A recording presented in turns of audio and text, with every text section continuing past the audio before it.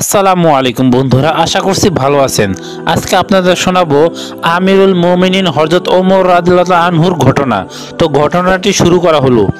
একবার এক লোক হযরত ওমর রাদিয়াল্লাহু আনহু এর সম্মুখে দাঁড়িয়ে গেল এবং রাগান্বিত হয়ে বলল যে, হে আমিরুল মুমিনিন, আল্লাহকে ভয় করো। উপস্থিত লোকদের মধ্যে এক ব্যক্তি দাঁড়িয়ে তাকে বলল, তুমি আমিরুল মুমিনিনকে বলছো আল্লাহকে ভয় করতে? হযরত ওমর রাদিয়াল্লাহু আনহু তাকে বললেন, ওকে বলতে দাও, সে তো খুব ভালো কথা বলেছে। তোমাদের মধ্যে কোনো কল্যাণ হবে না যতক্ষণ না তোমরা আমাকে এমন কথা বলবে, আর আমার মধ্যে কোনো কল্যাণ হবে না যতক্ষণ না আমি তোমাদের এমন কথা কবুল করি। একদিন আমিরুল মুমিনিন হযরত ওমর রাদিয়াল্লাহু আনহু মিম্বারে আলোচিত করলেন। মিম্বারে উপবিষ্ট হয়ে তিনি উপস্থিত শ্রোতাদের উপদেশ স্মরণ বললেন যে, আমি তোমাদেরকে আল্লাহ কসম দিয়ে বলছি, যদি তোমরা আমার মধ্যে কোনো দোষ ত্রুটি প্রত্যক্ষ করো তাহলে আমাকে সে দোষ সম্পর্কে অবগত করাবে। এ ঘোষণা হওয়ার সাথে সাথেই চারিদিকে হইচই ঢিলাঢিলি শুরু হয়ে গেল। শব্দের উচ্চারণ বৃদ্ধি পেতে লাগলো। ইতিমধ্যে এক ব্যক্তি উঠল এবং বলল যে, আপনার মধ্যে দুটি দোষ রয়েছে। এ কথা শ্রবণ করে হযরত ওমর রাদিয়াল্লাহু আনহু এর মুখাবরাবর আলোচিতভাবে হয়ে উঠল। তিনি মুচকি হেসে বললেন, সে দোষ দুটি কি? আল্লাহ তাআলা তোমার উপর রহম করুন।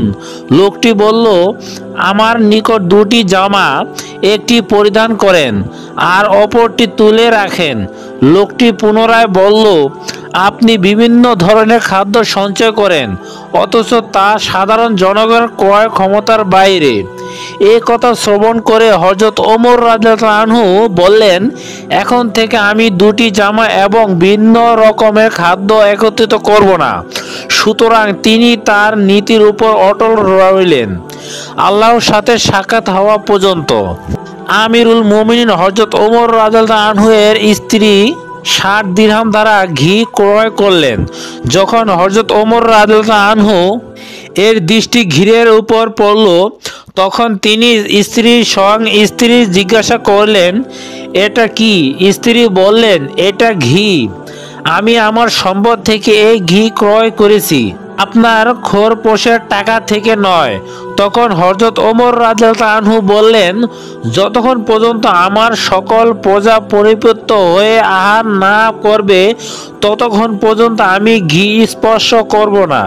চিন্তিত ভারাক্রান্ত হৃদয়ে হযরত ওমর রাদিয়াল্লাহু আনহু মিম্বারের উপর অবশিষ্ট হয়ে এবং উপস্থিত লোকদের উপদেশ দেওয়ার জন্য মনোপরিবেশ করলেন। উপস্থিত শ্রোতাদের সংখ্যা এত ছিল যে মসজিদের মধ্যে তিল ধারণের স্থান ছিল না। মিম্বারে উপস্থিত থাকা অবস্থায় তিনি বললেন, হে লোক সকল, আমি আমার অবস্থা সম্পর্কে সম্যক অবগত। আমি আমার হালাল ছাগল চড়ানোর কাজ করতাম। আমার বিবাহ হয়েছিল বনি মাখজুমির সাথে।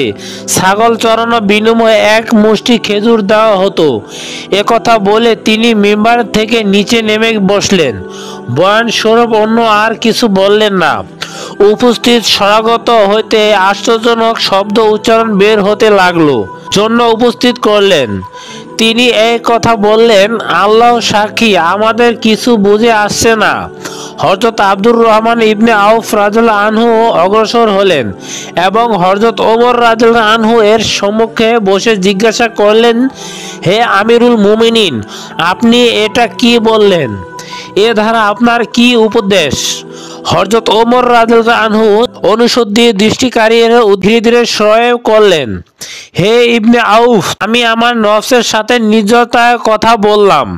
নফস আমাকে বলল, তুমি তো আমিরুল মুমিনিন, তুমি আল্লাহ তাআলার মধ্যে কোনো তৃতীয় কেউ নেই, তোমার চেয়ে উত্তম আর কে আছে?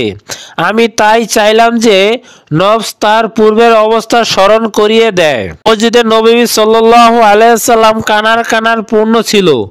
উপস্থিত মুসল্লিগণ পারস্পরিক প্রশ্ন বৃদ্ধি করে চলছিল এবং মত বিনিময় করছিল যে অবশেষে আমিরুল মুমিনিন পৌঁছতে বিলম্ব কেন হচ্ছে, তিনি কোথায়? কিছুক্ষণ পর হযরত ওমর রাদিয়াল্লাহু আনহু মসজিদে প্রবেশ করলেন এবং মিম্বারে আরোহণ করার পর উপস্থিত মুসল্লিদের নিকট উভয় পেশ করলেন। অতঃপর বললেন যে, বস্তত আমি এই পোশাক ধৌত করেছিলাম, আমার নিকট এটা ব্যতীত নয় অন্য কাপড় ছিল না। সম্মানিত ভিউয়ার্স, এতক্ষণ ভিডিওটি দেখলেন, কেমন লাগলো অবশ্যই কমেন্ট বক্সে